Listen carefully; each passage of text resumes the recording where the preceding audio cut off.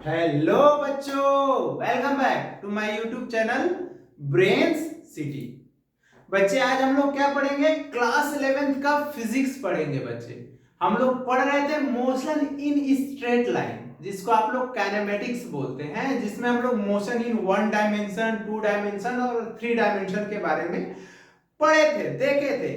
आज हम लोग क्या और ये भी देखे थे टाइप ऑफ स्पीड के बारे में, डिस्टेंस के बारे में, डिस्प्लेसमेंट के बारे में, फिर वेलोसिटी के बारे में। आज उस पे कुछ क्वेश्चंस देखेंगे और एक्सेलरेशन के बारे में पढ़ेंगे बच्चे हम लोग। ठीक है, तो चलिए क्लास स्टार्ट करते हैं। तो देखिए, एक क्वेश्चन से स्टार्ट करते हैं बच्चे। किस टाइप का क्वेश्चन आएगा? एवरेज वेलोसिटी का। जैसे देखिए, मान लेते हैं एक क्वेश्चन है बच्चे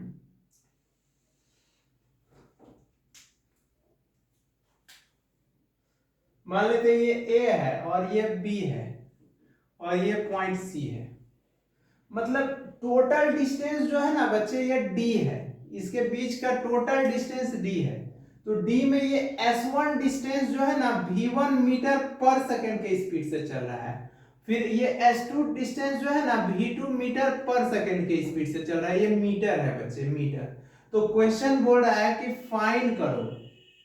क्या बोल रहा है? Find average speed. क्या पूछ रहा है बच्चे? एवरेज स्पीड पूछ रहा है हम लोगों से।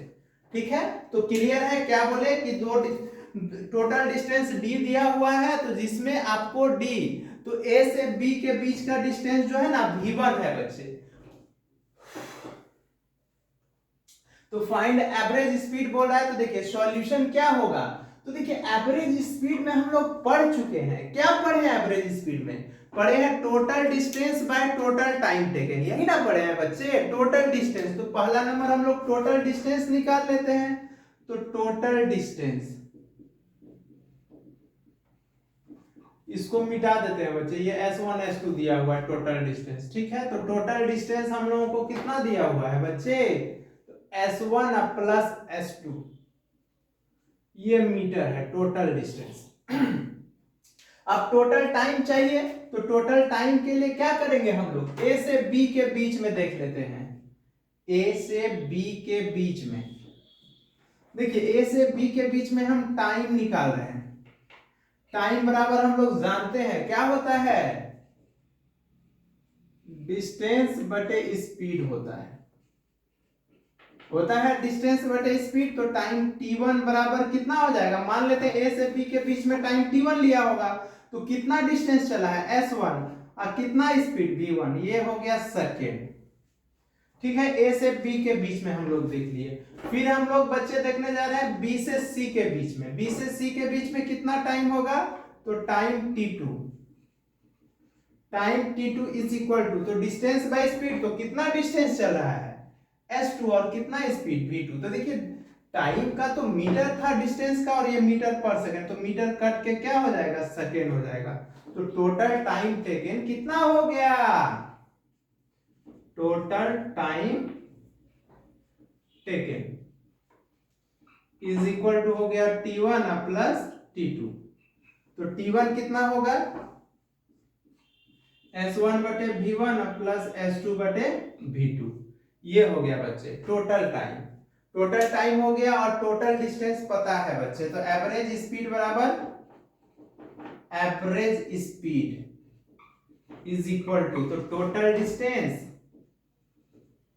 कवर्ड बटे total time taken. Total time, तो टोटल टाइम, तो टोटल डिस्टेंस कितना है बच्चे? S1 प्लस S2 है।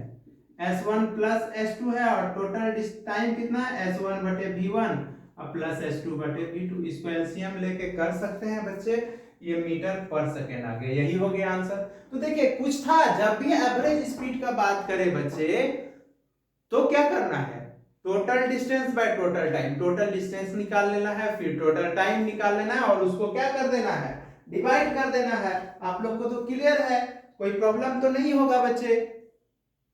ठीक है, विजुअल क्लियर है बच्चे। ठीक है, चलिए अब देखिए हम लोग नेक्स्ट। अब हम लोग एक्सेलरेशन पे आते हैं।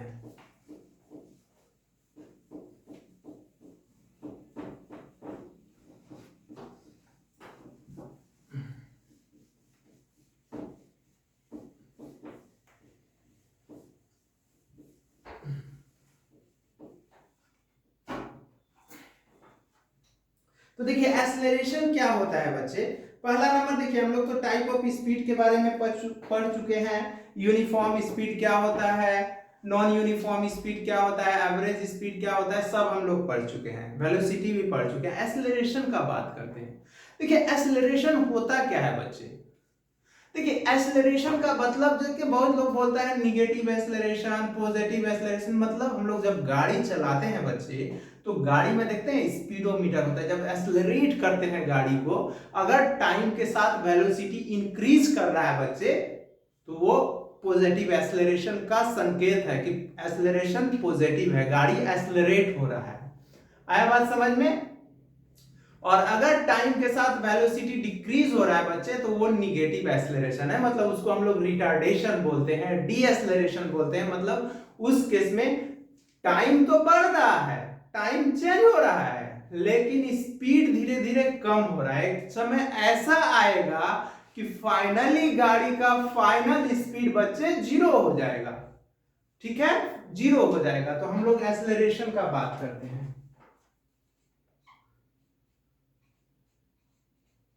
एक्सेलरेशन क्या होता है। एक्सेलरेशन, तो देखिए acceleration is equal to rate of change of, क्या होता है, क्या बोले थे, rate of change of velocity is called, क्या कहलाएगा, इज कॉल्ड एक्सेलरेशन कहलाएगा। Rate of change of velocity मतलब एक्सेलरेशन इज इक्वल टू बच्चे, is equal to change in velocity, change in velocity अब बटे क्या होगा, change in time, change in time. ठीक है। और क्या होगा इसका ऐसा यूनिट, क्या होगा बच्चे, ऐसा यूनिट ऑफ एक्सेलरेशन क्या होगा। तो देखिए, तो वेलोसिटी का मीटर पर सेकेंड ना बटे सेकेंड, इसी को तो मीटर पर सेकेंड या मीटर पर सेकेंड स्क्वायर पढ़ते हैं। ऐसा यूनिट है तो सीजीएस यूनिट कितना हो जाएगा, सीजीएस यूनिट ऑफ एक्सेलरेशन, क्या होगा, सेंटीमीटर पर सेकेंड स्क्वायर होगा। और क्या बच्चे, ये इट इज ए क्या होगा, वेक्टर क्वांटिटी होगा। आया बात समझ में, ये क्या होगा बच्चे, वेक्टर क्वांटिटी होगा। ठीक है, ये वेक्टर होगा बच्चे। और इसका डायमेंशनल फॉर्मूला क्या होगा, डायमेंशनल फॉर्मूला क्या होगा, m 0 l और t माइनस 2 होगा। क्यों बच्चे, सेंटीमीटर या मीटर का l और t स्क्वायर है तो t पे पावर माइनस 2, क्योंकि डिवाइड है तो ऊपर माइनस, और मास नहीं है तो मास 0, ये हो गया। और एक्सेलरेशन जो होगा बच्चे, इट में बी क्या होगा, पॉजिटिव या निगेटिव होगा। पॉजिटिव, निगेटिव और जीरो भी हो सकता है। कब जीरो होगा, अगर यूनिफॉर्म वेलोसिटी है, when body covered uniform velocity है, यूनिफॉर्म वेलोसिटी से अगर कोई बॉडी मोशन कर रहा है बच्चे, तो उस केस में एक्सेलरेशन बराबर क्या होगा, 0 मीटर पर सेकेंड स्क्वायर। यही कारण लिखे कि एक्सेलरेशन में भी पॉजिटिव, निगेटिव और जीरो तीनों हो सकता है। आया बात समझ में। अब हम लोग बात करते हैं टाइप ऑफ एक्सेलरेशन के बारे में, कितने टाइप होगा एक्सेलरेशन का बच्चे। तो देखिए, there are 4 types of acceleration. कौन कौन 4 टाइप होगा बच्चे एक्सेलरेशन का, तो there are 4 types of acceleration.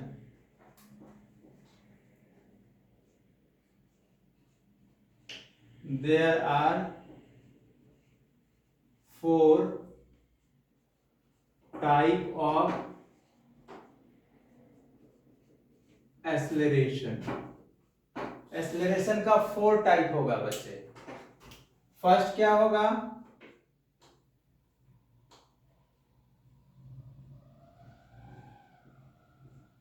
Uniform acceleration, इसी को हम लोग दैट इज कांस्टेंट एक्सेलरेशन भी बोलते हैं।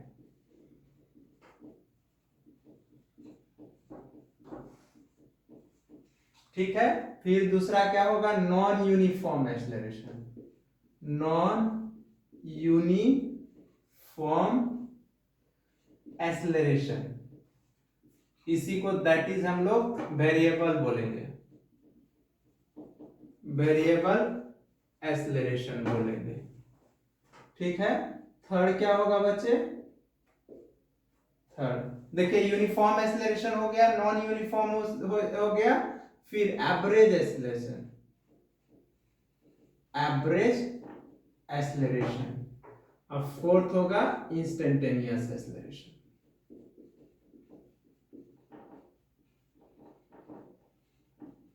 एक्सेलरेशन ऑल्सो कॉल्ड, इसको हम लोग ऑल्सो कॉल्ड एक्सेलरेशन बोलेंगे। क्या बोलेंगे बच्चे, एक्सेलरेशन, इसको एक्सेलरेशन भी हम लोग बोल सकते हैं।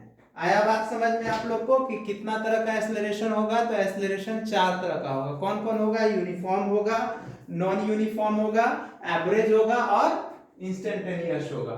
चार एक्सेलरेशन होगा बच्चे। तो हम लोग फर्स्ट देख लेते हैं, कौन सा, यूनिफॉर्म एक्सेलरेशन। यूनिफॉर्म एक्सेलरेशन, तो क्या होता है यूनिफॉर्म एक्सेलरेशन, तो देखिए यूनिफॉर्म एक्सेलरेशन क्या मतलब, when a body is said to be uniform acceleration, क्या होगा, व्हेन ए बॉडी चेंज करेगा equal amount of velocity in equal interval of time. मतलब कोई गाड़ी चल रहा है बच्चे, हर टाइम पे वो इक्वल वेलोसिटी से चेंज हो रहा है। मतलब अगर मान लेते हैं वो हर घंटा में 60 kilometre per hour, 60 kilometre per hour के स्पीड से वो चल रहा है, तो क्या बोले, व्हेन बॉडी इफ, क्या बोले, if A body change, if A body change equal amount of velocity, amount of velocity in equal interval of time, in equal interval of time. ठीक है, ये होगा, इसको हम लोग यूनिफॉर्म एक्सेलरेशन बोलेंगे। तो नॉन यूनिफॉर्म एक्सेलरेशन क्या हो जाएगा बच्चे, नॉन यूनिफॉर्म एक्सेलरेशन। तो क्या हो जाएगा नॉन यूनिफॉर्म, तो नॉन यूनिफॉर्म क्या होगा, इफ ए बॉडी चेंज करेगा क्या, इक्वल अमाउंट में, equal amount of velocity, of velocity in unequal interval of time, interval of time. आया बात समझ में, मतलब इसमें इक्वल इंटरवल ऑफ टाइम, इसमें क्या होगा बच्चे, अनइक्वल इंटरवल ऑफ टाइम, तो उसको हम लोग क्या बोलेंगे, नॉन यूनिफॉर्म एक्सेलरेशन बोलेंगे। क्लियर है। चलिए देखते हैं हम लोग average acceleration.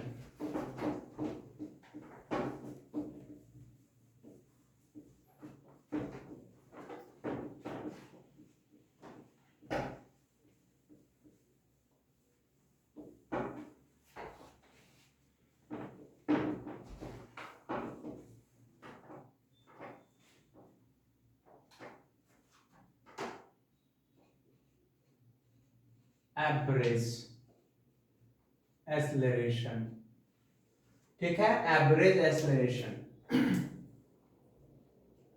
it is only defined for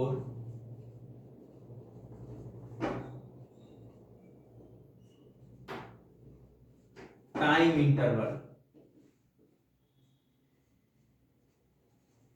किसके लिए डिफाइन होगा बच्चे, टाइम इंटरवल के लिए,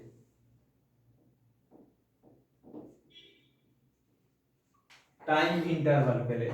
तो क्या होगा इसका डिफिनेशन, तो द रेशियो ऑफ, क्या होगा, the ratio of, the ratio of change in velocity to the change in time, change in time is called average acceleration, is called average acceleration। तो क्या होगा एवरेज एक्सेलरेशन का formula?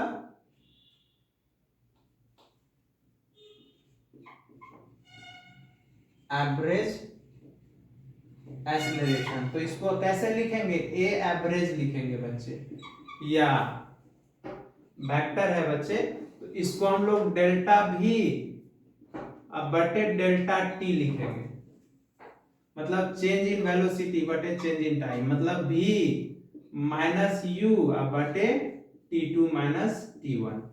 Acceleration है, इसी को हम लोग कोई भी v माइनस यू बटे t लिख देता है बच्चे। आया बात समझ में? क्यों लिख देता है बता देते हैं। Where t2 is equal to क्या है?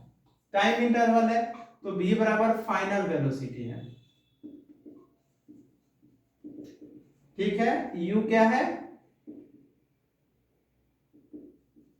इनिशियल वेलोसिटी है, t क्या है बच्चे? टाइम है। अब इनिशियल वेलोसिटी जीरो हो जाएगा तो उस समय t1 बराबर भी तो जीरो हो जाएगा बच्चे, तो ये एवरेज एक्सेलरेशन है। आया बात समझ में? ये किसके लिए इंटरवल के लिए होगा? टाइम इंटरवल के लिए डिफाइन होगा, ठीक है। तो एवरेज एक्सेलरेशन टाइम इंटरवल के लिए डिफाइन होगा। देखते हैं हम लोग गाड़ी में दो चीज लगा रहता है, ओडोमीटर और स्पीडोमीटर। ओडोमीटर जो होता है total distance covered by body या व्हीकल्स को रिप्रेजेंट करता है, और स्पीडोमीटर इंस्टेंटेनियस स्पीड या इंस्टेंटेनियस वेलोसिटी को, मतलब एक पार्टिकुलर टाइम पे कितना मैक्सिमम वेलोसिटी से गाड़ी चलाए हैं उसको मेजर करता है।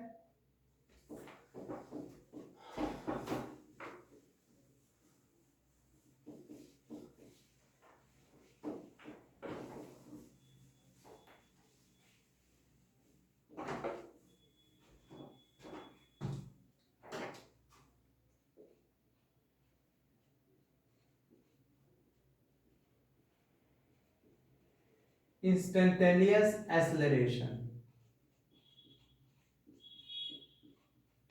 ठीक है। इंस्टेंटेनियस एक्सेलरेशन ऑल्सो इसको कॉल्ड क्या बोलते हैं? ऑल्सो एक्सेलरेशन सी बोलेंगे। एक्सेलरेशन सिंपली आप एक्सेलरेशन बोल सकते हो इसको, ठीक है बच्चे। ये पर्टिकुलर टाइम के लिए इट इज ओनली डिफाइंड होता है, इट इज ओनली डिफाइंड किसके लिए? फॉर इंस्टेंट ऑफ टाइम के लिए, इंस्टेंट ऑफ टाइम के लिए, इसके लिए डिफाइन होता है। तो क्या होगा इसका definition? The rate of change of velocity with respect to time, with respect to time is called क्या कहलाता है? is called acceleration, ठीक है। रेट ऑफ चेंज, जैसे इसको मैथमेटिकली कैसे लिखेंगे बच्चे?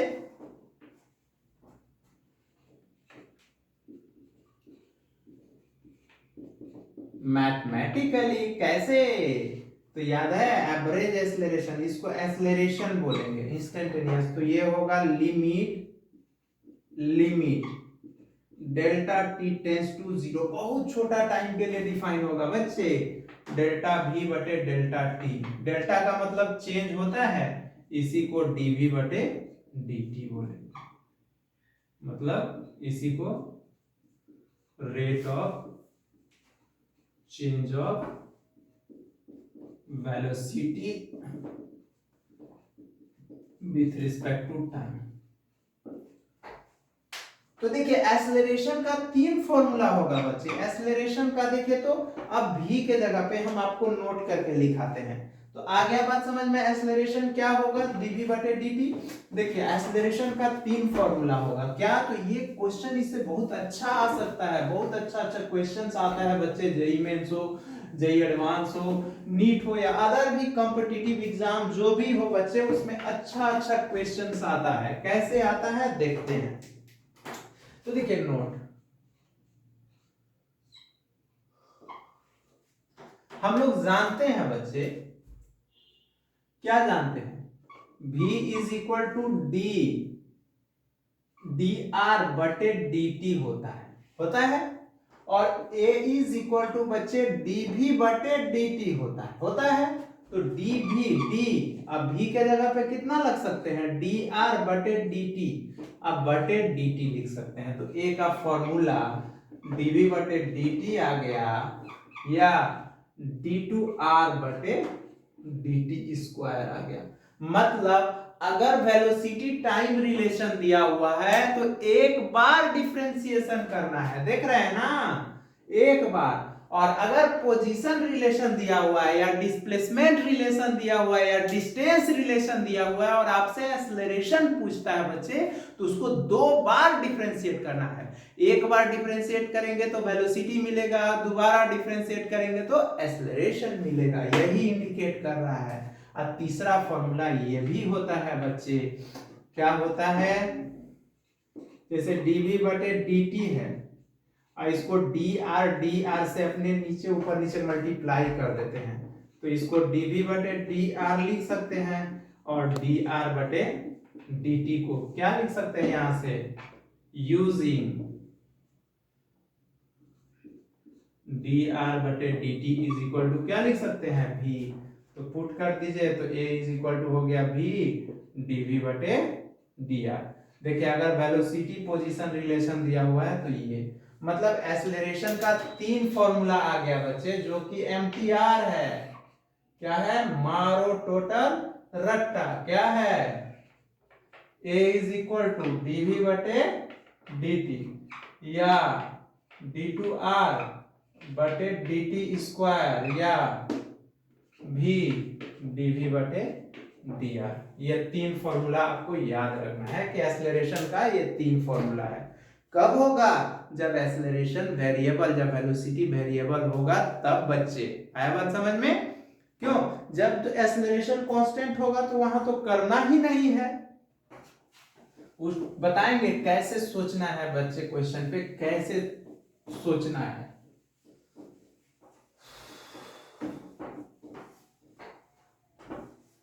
अब देखिए एक्सेलरेटेड मोशन, पॉजिटिव एक्सेलरेशन क्या होगा बच्चे, आप लोग से बोलेगा कि पॉजिटिव एक्सेलरेशन मतलब, पॉजिटिव एक्सेलरेशन मतलब इंक्रीज कर रहा है वेलोसिटी विथ टाइम। मतलब क्या बोले, velocity of an object increasing with time, मतलब टाइम के साथ वेलोसिटी, या वेलोसिटी मोशन हो रहा है in the direction of velocity, मतलब जिधर वेलोसिटी चेंज कर रहा है, तो यहां पे वेलोसिटी इंक्रीज कर रहा है।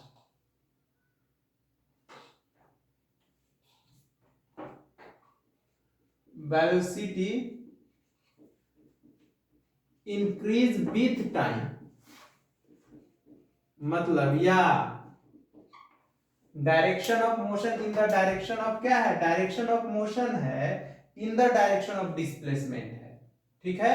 और निगेटिव एक्सेलरेशन, निगेटिव एक्सेलरेशन, देखिए पॉजिटिव एक्सेलरेशन को एक्सेलरेटेड बोलते हैं, एक्सेलरेटेड बोलते हैं बच्चे। निगेटिव एक्सेलरेशन को रिटार्डेशन बोलते हैं, या इसी को रिटार्डेशन बोलते हैं, या इसी को डी एक्सेलरेशन बोलते हैं। आया बात समझ में, निगेटिव एक्सेलरेशन को रिटार्डेशन या निगेटिव एक्सेलरेशन। तो वेलोसिटी क्या हो रहा है इसमें, वेलोसिटी डिक्रीज कर रहा है विथ टाइम।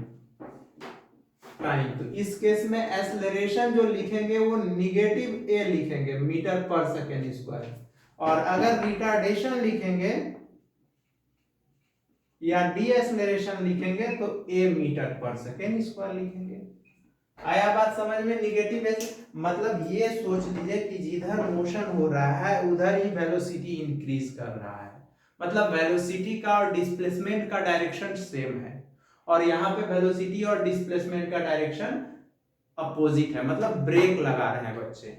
आया बात समझ में, मतलब टाइम के साथ वेलोसिटी डिक्रीज हो रहा है तो उसको हम लोग रिटार्डेशन बोलते हैं, डी एक्सेलरेशन। अगर रिटार्डेशन लिख दिए तो 5 मीटर पर सेकेंड स्क्वायर, ठीक है। और अगर एक्सेलरेशन लिख दिए बच्चे तो -5 मीटर पर सेकेंड स्क्वायर। आया बात समझ में? अब देखिए क्वेश्चन है बच्चे, क्वेश्चन क्या है, इफ